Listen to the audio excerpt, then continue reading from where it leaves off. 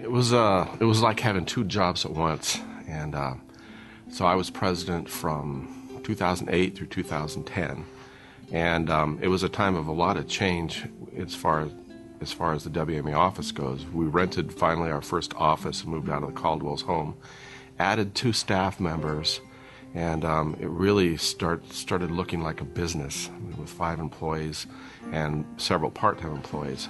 And also during my term, we managed the first All-Northwest Conference, which was a huge undertaking. In the past, MENC, the national office, ran the Northwest Conference, and we contemplated for many years on taking that over, and so we did, and that was a leap of faith because we had to front a whole bunch of money, and we were either going to go broke or we were going to be successful. And it was the largest Northwest Conference in history, and it was in Spokane, Washington. So that was part of my presidency as well. We also, I think, one of the most exciting things for me was I became president right after I took this job here at Central. And one of my passions is music advocacy, and I saw really the importance of our teacher education program and really teaching our future music students the importance of advocating for the program, not just how to teach music, but how to sell a music program to the future decision makers that they'll have to work for. And so I had a real big collegiate push during my term, and our collegiate membership has well over doubled in Washington State to almost 350 now, and I believe it was 100 and some, and our conference attendance was less than 50 college students, and we have well over 150 students attending. Northwest, I think we had close to 250 college students, and so that was exciting for me to see. And now the college students are a regular fixture at all the conferences, and they are actually what makes it exciting to see.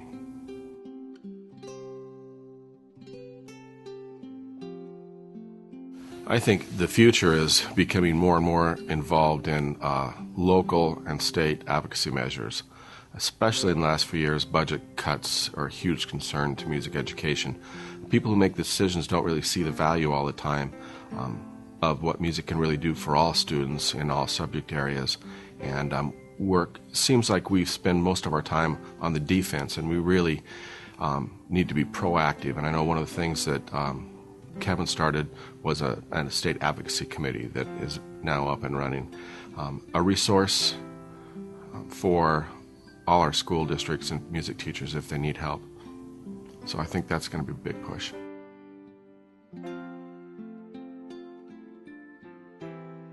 The challenge was juggling everything. I can't imagine doing this job without the support of the office. And back in the day, before Bruce Caldwell was the executive director, the president and the board did everything. They planned the meals for the conference. They did everything, and I can't imagine doing that now because it was an overwhelming job for 2 years, and that was probably the biggest challenge, is just making everything fit and still doing a good job here at the university. And so I was able to, I guess it wasn't really a challenge, but I was able to do lots of dream about what WMEA could be.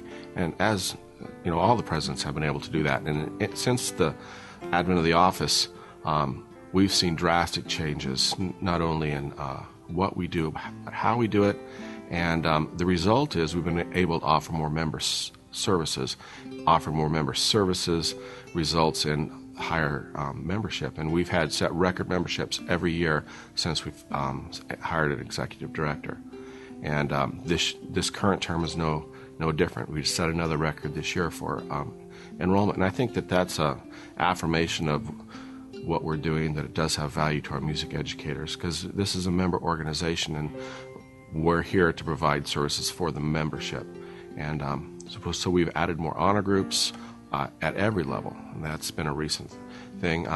During my term, we also changed the format of the conference. You used to have a set conference format, and because it was so hard to plan a conference, we completely turned it around during my term, and those changes, I think, are going to stay. More concerts. It was the largest banquet in the history of WMEA because we moved it to a different night, and we're able to offer more clinics as well, just by because we had time to dream and bring in big-name speakers and find out ways to pay for that through sponsorships.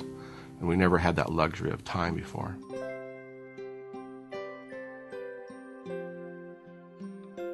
The WMEA, I think, Washington Music Educators, has always been about how can we help make our music teachers' jobs easier, and how can we support and provide opportunities for their students that in turn makes their programs better. Because, I mean, that's the whole point of the honor groups, is to give those kids that experience, and they take that experience back to their own programs. Yeah, you provide support for the teachers so the teachers can do their job and enjoy their job. And we're seeing the mission change, I think, in terms of now it's more and more advocacy. We get a lot of phone calls about help. You know, we're on the chopping block. That's where it's at today. And, you know, it's not all gloom and doom. We really haven't seen any drastic measures. Lots of threats. But I envision WMA becoming more and more a resource on how to help teachers develop strong advocacy coalitions in their own communities and districts.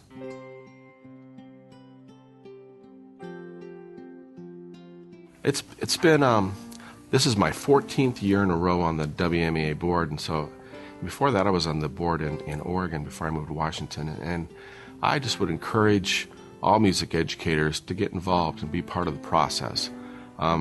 It's kind of sad this is my last year on the WMA board, of about 13 more months to go, and it's hard for me to imagine not being involved because I've been involved so long, and I found it professionally rewarding, and I think everyone should get involved because you provide such a model for your students. We all want those students to be involved in their own programs and, you know, and be involved in projects or be involved in making the band or the choir or the orchestra better. And what better way to show the importance of being involved than us being involved with our professional organization, just like we want our students to be involved with our school groups. And so I've always thought it was really important, and I've enjoyed it. It's a refreshing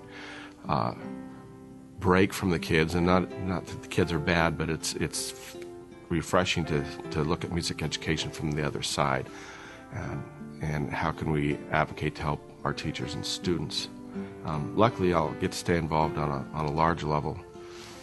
I'm currently president-elect for the Northwest, and so I'll still be involved somewhat and have my fingers in it for the next 6 years.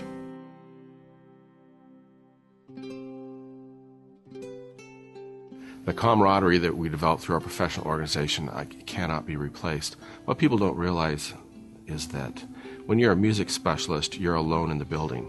When you're a math teacher, you have other math teachers to spring ideas off of and to get support from. But being a music teacher is a pretty lonely profession, which makes our professional organization that much more important.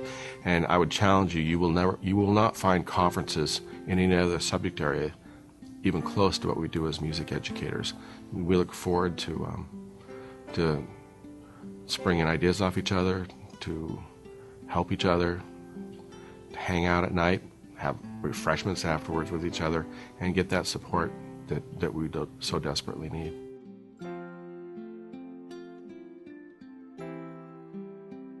One thing that I want to make sure gets mentioned just for the history of WMEA is the YME board, Young Musicians Excelling Board.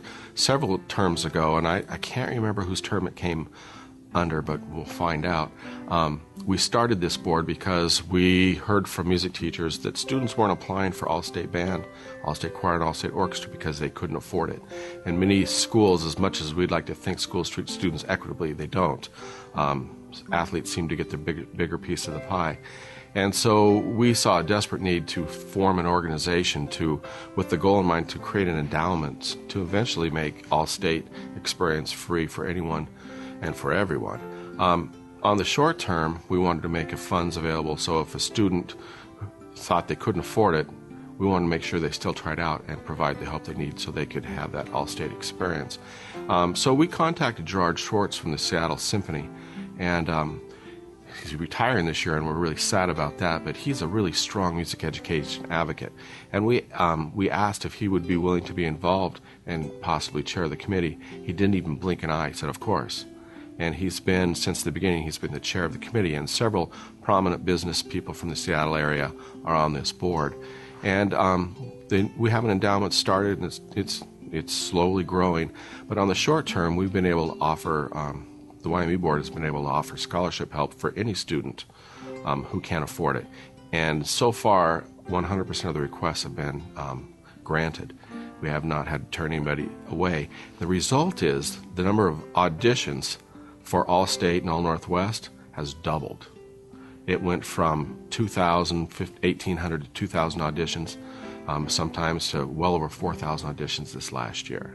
And it's because people realize that if they ask for help, they can get it. And we've been able to also hold the cost of All-State at the same price for the last several years. And so WMEA donates at large to keep the cost the same. And then they've been, there's a form that we operate through the principals and the school music teachers. That's completely confidential. And we have had a couple hundred requests last year, maybe almost 300 requests. And 100 and some of those students made the groups, and all their requests were granted. And so we're excited about that, and we hope to see that grow. And I think that's a really important part of what WMEA has been able to do to help both the teachers and, most importantly, the students, which in turn helps the teachers.